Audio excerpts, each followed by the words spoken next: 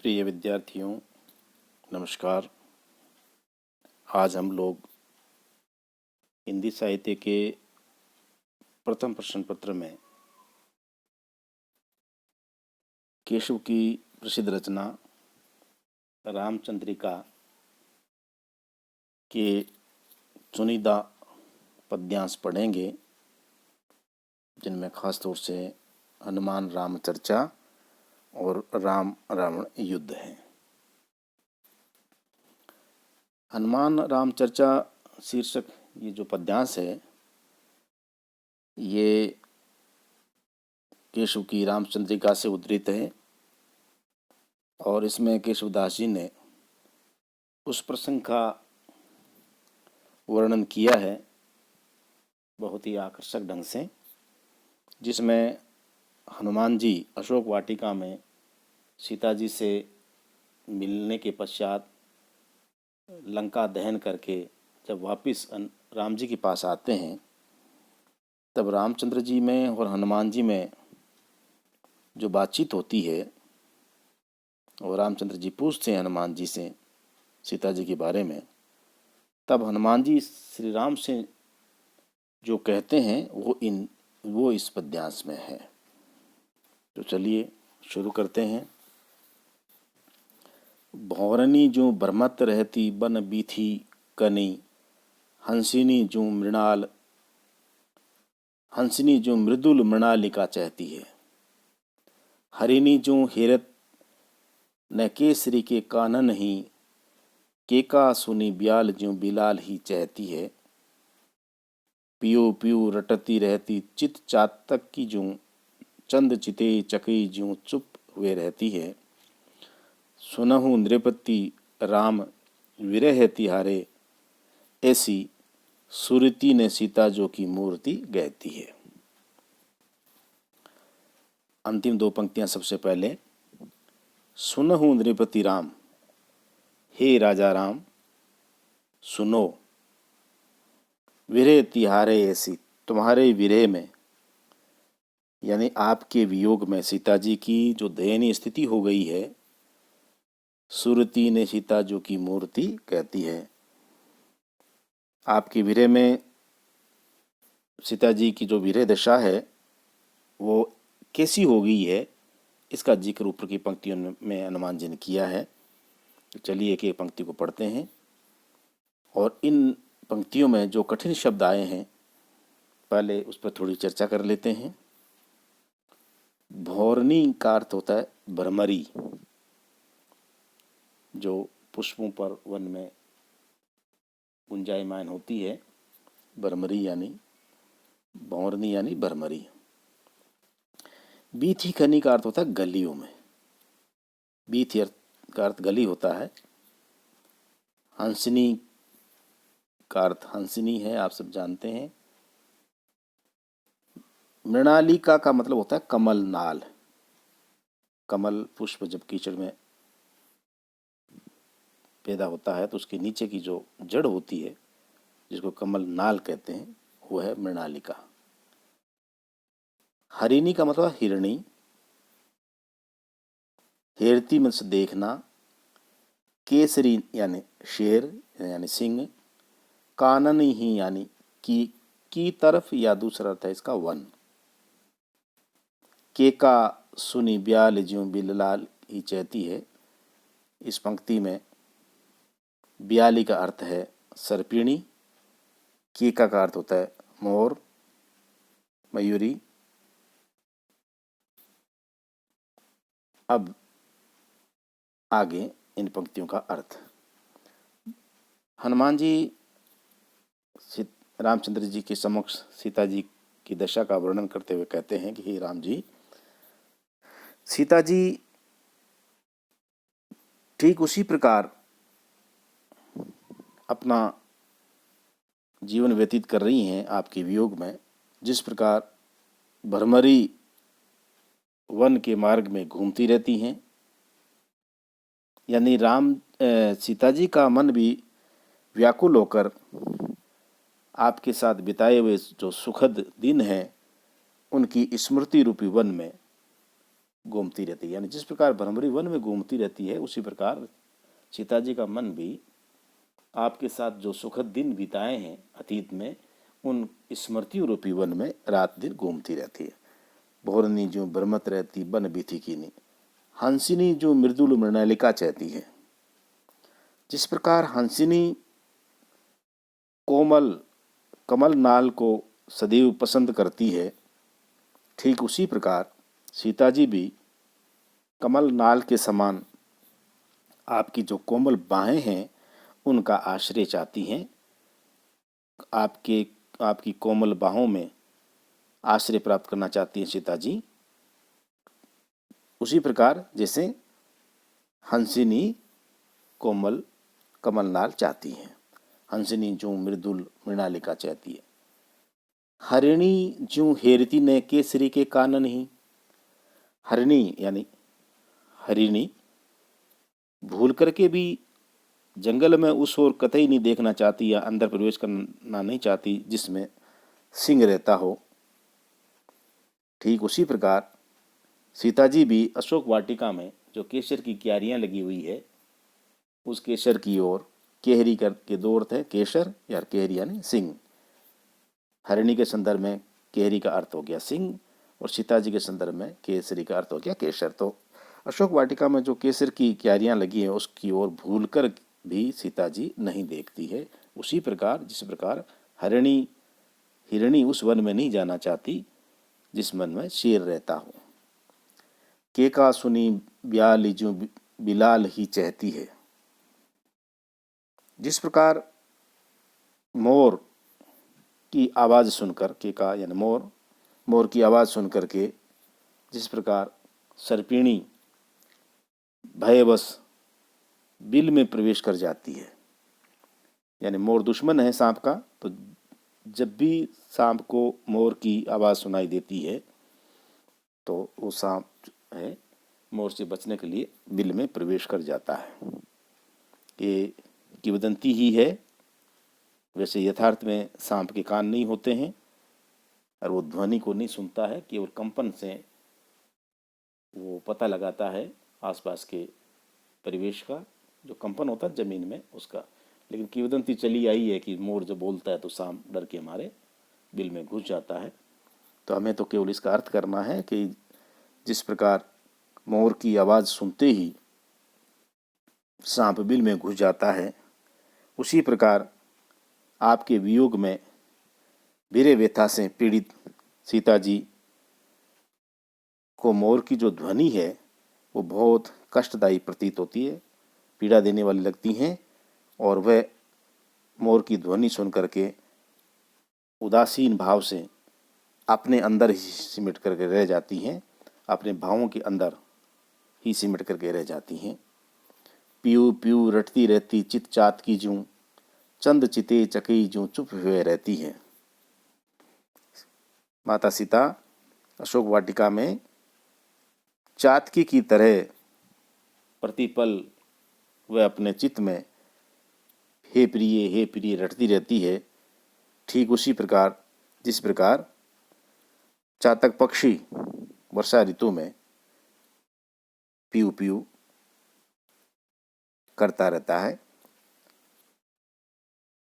और एक क्षण के लिए भी पीऊ पीऊ रटती रहती चित चात की जूं, चंद चिते चकई जूं चुप हुए रहती है।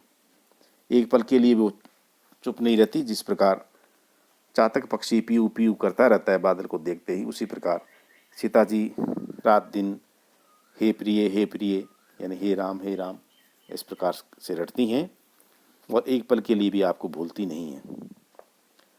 चंद चिते चकई जो चुप हुए रहती है। जिस प्रकार चंद्रमा को देख करके चकवी अत्यधिक पीड़ा से चुप हो जाती है, क्यों रात्रि में चकवा और चकवी का मिलन संभव नहीं है, चंद्रमा रात में उदित होता है, तो चंद्रमा को देखते ही अपने विरह को, अलगाव को याद करके चकवी जो है वो चुप हो जाती है पीड़ा से।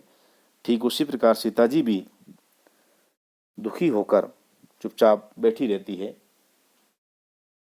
आपकी स्मृतियों को मन में संजोए हुए। इस प्रकार सुनहु नृपति राम विरह तिहारे, इस प्रकार हे राजा राम, आपके विरह में सीता जी की जो दयनीय स्थिति हो गई है, जो पीड़ादायक, जो कष्टदायक, जो मार्मिक वेदनापूर्ण जो दशा है, वो इस प्रकार की हो गई है कि वह एक क्षण के लिए भी अपनी जो स्वाभाविक दशा है उसको ग्रहण नहीं कर पाती, यानी जो सामान्य जीवन है उसको नहीं जी पाती है। सुनो नृपति राम तिहारे, राम विरह तिहारे, सूरती ने सीता जो की मूर्ति कहती है। और वह आठों प्रहर आपकी विरह संताप से अत्यधिक व्याकुल होती रहती है। इन पंक्तियों में ये जो पद्यांश है, इसमें जो वर्णन किया है वो अतिशयोक्तिपूर्ण है, ऊहात्मक है और अनुप्रास, उल्लेख, उपमा आदि अलंकारों का बहुत सुंदरता के साथ, खूबसूरती के साथ केशवदास जी ने प्रयोग किया है। दूसरा जो पद्यांश है उसका शीर्षक है राम रावण युद्ध। इसमें प्रसंग इस प्रकार से हैं कि राम और रावण का युद्ध हो रहा है और राम के पास, क्योंकि वो तो प्रवासी राजकुमार है, तो अपना कोई रथ नहीं है, कोई ऐसे सुसज्जित शस्त्र नहीं है। लेकिन रामचंद्र जी जब युद्ध के लिए युद्ध के मैदान में जाते हैं तो इस दशा को देख करके इंद्र के द्वारा राम जी को जो रथ दिया जाता है और उसके बाद वानर सेना किस प्रकार राम जी के साथ कंधे से कंधा मिला करके रावण के खिलाफ लड़ती है, उसका वर्णन किया गया है। तो चलिए इसको पढ़ते हैं। राम रावण युद्ध। इंद्र रघुनाथ को रथहीन भूतल देख के, बेगी सारथी सो कहेऊ रथ जाई ले सुविशेष के। तुच्छ अक्षय बाण स्वच्छ अभेद है, अभेद ले तन त्राण को, आयो रणभूमि में करी अप्रमेय प्रमाण को। कोटि भांतिन पौन ते मन ते महालवताल से, बैठ के ध्वज अग्र हनुमान, श्री हनुमान आतंक ज्यों हंसे। रामचंद्र प्रदक्षिणा करी दक्ष वे जब ही चढ़े, पुष्प वर्षी बजाए दुदुम्बी देवता बहुधा बढ़े। राम को रथ मध्य देखत क्रोध रावण के बढ़्यो, 20 बाहुन की शराबली व्योम भूतल सो मड्यो। सेल हुए सिकता गए सब दृष्टि के बल संघरे, रिच्छ बानर भेद ततक्षण लक्षदा छतना करे। इन पंक्तियों का अर्थ करने से पूर्व इन पंक्तियों में जो कुछ कठिन शब्द आए हैं उनका पहले सरल हिंदी में अर्थ कर लेते हैं। भूतल का अर्थ होता है पृथ्वी, बेगी मीन्स अतिशीघ्र, सुविशेष यानी विशेष प्रकार का, तून मीन्स तर्कस, अक्षय जो कभी खाली नहीं हो या कभी जो नष्ट नहीं हो ऐसा, तन त्राण, तन त्राण का मतलब कवच, अप्रमेय, अप्रमेय का मतलब होता है बेजोड़, जिसके समान कोई दूसरा नहीं हो या जिसका मापजोप नहीं किया जा सके। कोटि भांति यानी करोड़ों प्रकार से, पौन यानी पवन वायु, लसेज में से सुशोभित होता है, प्रदक्षिणा यानी प्रदक्षिणा परिक्रमा,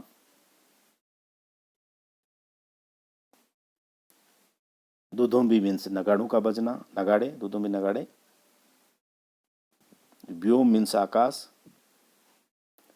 सेल यानी पर्वत, सिकता यानी मिट्टी यानी बालू के कण, रिछ यानी रीछ। अब इन पंक्तियों का विस्तार से अर्थ, जैसा कि अभी मैंने अभी चर्चा की थी कि इस प्रसंग में राम और रावण का जो युद्ध है उसका उल्लेख है। राम जी को जब इंद्र बिना रथ के रथहीन देखते हैं तो अपना सारथी भेज करके रथ नीचे पृथ्वी पर भिजवाते हैं और आगे कैसा युद्ध होता है देखिए। इंद्र रघुनाथ को रथहीन भूतल देख के। रावण के साथ युद्ध के समय जब देवराज इंद्र ने देखा कि राम जी रावण के साथ तो युद्ध तो लड़ने जा रहे हैं, लेकिन एक और रथारूढ़ है रावण, रावण रथ पर विराजमान है, समस्त प्रकार के उत्तम कोटि के अस्त्र शस्त्र उसके पास है, और सामने निहत्थे राम जी जमीन पर खड़े हैं, पृथ्वी पर आगे बढ़ रहे हैं बिना रथ के ही। तब देवराज ने तुरंत अपने सारथी को बुलाया और कहा कि राम जी के लिए मेरा जो विशेष रथ है उसको नीचे ले जाया जाए, और उसमें युद्ध के लिए जो उचित और विशेष जो प्रबंध है वो अवश्य किया जाए, उसको सजाया संवारा जाए। युद्ध में किन किन चीज़ों की जरूरत पड़ती है उसके अनुकूल उसको सजाया जाए। बेगी सारथी सौ कहो जा ही ले सुविशेष, यानी रथ तो ले जाओ लेकिन विशेष प्रकार से तैयार किया हुआ युद्ध रथ हो जो युद्ध भूमि में राम के लड़ने में काम आ सके। अगली दो पंक्तियां, तून अच्छे बाण स्वच्छ अभेद ले तंत्राण को, आयु रण भूमि में करी ए में प्रमाण को। देवराज इंद्र की आज्ञा पा करके उनका सारथी जो रथ लेके आया उसमें क्या क्या था, इंद्र कहता है कि इस रथ में इस ऐसे तरकस रखो जो कभी खाली नहीं होते हों, यानी ऐसे तरकस रखो जिसमें बाण जो है असंख्य हो, कभी खाली ही नहीं हो। इसके अलावा जो बहुत ही पेने हो, तीक्ष्ण हो, तेज, और जिससे युद्ध भूमि में लड़ने वाले वीर के शरीर की रक्षा हो सके, ऐसे कवच भी रखो, यानी अक्षय तुणीर रखो, साथ ही ऐसा कवच रखो जिसको धारण करने के बाद दुश्मन का कोई भी तीर उसको भेद नहीं सके। सारथी ने इंद्र की आज्ञा मान करके उस रथ को बेजोड़, बेमिसाल, अद्वितीय, अनुपम बना करके युद्ध भूमि में ले आया। ये इसका दूसरा अर्थ ये भी हो सकता है आज्ञा पा करके आज्ञा दी कि आप ऐसे रथ को युद्ध भूमि में ले जाओ। इसके अलावा इंद्र ने सारथी से क्या कहा कि वह रथ कैसा होना चाहिए? वह रथ ऐसा हो जो हवा से भी करोड़ों गुना अधिक तेज चलने वाला हो, यानी उसकी जो गति है वो वायु से भी करोड़ों गुना अधिक होनी चाहिए, और वेग में यानी गति में हवा ही नहीं, मन के वेग से भी करोड़ों गुना तेज होना चाहिए। दुनिया में सबसे तेज गति मन की है, एक क्षण में वो करोड़ों योजन जा सकता है, तो उससे भी तेज गति वाला वो होना चाहिए। इन पंक्तियों का अर्थ ये है कि रथ ऐसा हो जो युद्ध भूमि में श्री राम के काम आए, उसके टक्कर का कोई दूसरा रथ दुश्मन के पास नहीं हो, जिसमें समस्त युद्ध सामग्री रखी हुई हो। देवराज इंद्र का ये जब आदेश मिला सारथी को, तो वह उस रथ को लेकर के राम जी के पास आया। अब राम जी ने क्या किया? बैठ के ध्वज अगर अनुमान आतंक ज्यों लसे, जब वो आ गया रथ, तो उस रथ की जो ध्वजा है उसके आगे के भाग में श्री हनुमान जी बैठ गए, और बैठते ही वे सामने खड़ी हुई राक्षसों की सेना को देख करके साक्षात यमराज की तरह अट्टहास करने लगे, यानी जोर जोर से हंसने लगे। रामचंद्र प्रदक्षिणा करी दक्ष वे जभी चढ़ो। भगवान राम ने इंद्र के सारथी से रथ को प्राप्त किया, उसकी प्रदक्षिणा की, परिक्रमा की, चारों ओर से घूम करके उसको देखा, निरीक्षण किया, और उसके ऊपर विराजमान हो गए। और जो ही इस रथ पर आरूढ़ हुए राम जी, तो उनका बल और जो रथ है वो रावण के बराबर हो गया, क्योंकि रावण के समान ही ये जो रथ है वो शक्ति में बराबर है रावण के रथ के, और राम जी स्वयं योद्धा तो श्रेष्ठ हैं ही। तो राम के बराबर शक्तिशाली योद्धा के रूप में भगवान राम जी उस रथ पर आरूढ़ हो गए, और आरूढ़ होने से पहले उन्होंने चारों तरफ उसकी परिक्रमा की, और ऐसा होते ही पुष्प वर्षी बजाए दुदुम्बी देवता बहुधा बढ़े। आकाश से देवताओं ने फूलों की वर्षा करी, अत्यधिक प्रसन्न होकर के नगाड़े बजाने लगे, उत्साहवर्धन करने लगे। एक युद्ध का सा माहौल उत्पन्न हो गया वहाँ। अब क्या हुआ इस घटना के बाद, जब रावण ने देखा कि राम जी तो मेरे बराबर आ गए हैं, मेरे जैसे यथ पर आरूढ़ हैं, युद्ध के लिए तैयार हैं, तो राम को रथ मध्य देखत क्रोध रावण के बढ़्यो। जब रावण ने राम जी को रथ पे सवार देखा तो रावण का क्रोध बहुत अधिक बढ़ गया और उसने अत्यधिक क्रोध में आकर के अपने 20 भुजाओं से असंख्य बाणों की वर्षा कर दी राम की सेना पर। 20 बाहुन की सरावली व्योम भूतल बढ़ो, सरावली यानी बाणों की कतार लगा दी, एक के बाद एक 20 हाथ थे, 20 हाथों से बाण छोड़ रहा है, 20 हाथों से बाणों की लगातार वर्षा हुई। उसका परिणाम ये हुआ कि 20 बाहुन सरावली व्योम भूतल सो बढ़्यो, यानी पृथ्वी से आकाश तक सब छा गया, आकाश और धरती को ढक लिया रावण की 20 हाथों से छूटे हुए उन बाणों ने। और उसका परिणाम ये रहा, सेल हुए सिकता गए सब, यानी जो पर्वत थे वो उन बाणों के प्रहार से, बाणों की चोट से मिट्टी के कण में यानी बालू मिट्टी में परिवर्तित हो गए, टूट टूट करके रेत के कण बन गए, बड़े बड़े पर्वत भी। इतनी भयंकर बाण वर्षा करी रावण ने, सब दृष्टि के बल संहारे और इतना घनघोर अंधकार छा गया कि हाथ से हाथ नहीं सूझ रहा है, कुछ दिखाई नहीं दे रहा। सबकी दृष्टि या नज़र की जो ताकत है, या नज़र क्या करती है, देखती है दूर तक, तो वो दिखाई देना सबको बंद हो गया। रीछ बांदर भेद तचन लसदा चतना करे, और रीछ बांदर को लक्ष्य कर करके तत्काल रावण के उन बाणों ने उन सबको क्षति पहुंचाना, उनको घायल करना शुरू कर दिया। लेकिन उसका प्रत्युत्तर भी रीछ और बांदरों ने दिया, ठीक उसी प्रकार सामना किया जिस प्रकार की रावण की सेना थी, वीर भाव से भरी हुई, उसी वीरता के भाव से भरी हुई शत्रु सेना का सामना कर रहे हैं रीछ और बांदर, और उनके ऊपर अनेक प्रकार का वापस प्रहार कर रहे हैं। तात्पर्य यह है कि राम के द्वारा रावण की सेना द्वारा राम की सेना पर जो आक्रमण हो रहा है, उसका उसी तत्परता, उसी जोश, उसी हिम्मत के साथ राम की सेना के द्वारा भी शस्त्र वर्षा करके उत्तर दिया जा रहा है। इन पंक्तियों में युद्ध क्षेत्र का वर्णन किया है और वीर रस का इसमें परिपाक हुआ है। अनुप्रास और काव्य अलंकार इस पद्यांश में है। तो प्यारे विद्यार्थियों, आज हमने रामचंद्रिका की 2 रचनाएं, हनुमान राम चर्चा और राम रावण युद्ध पर चर्चा की। मैं उम्मीद करता हूं कि आपको इससे काफ़ी लाभ मिलेगा। कल हम लोग फिर इसी विषय पर और चर्चा करेंगे आगे। तब तक के लिए नमस्कार।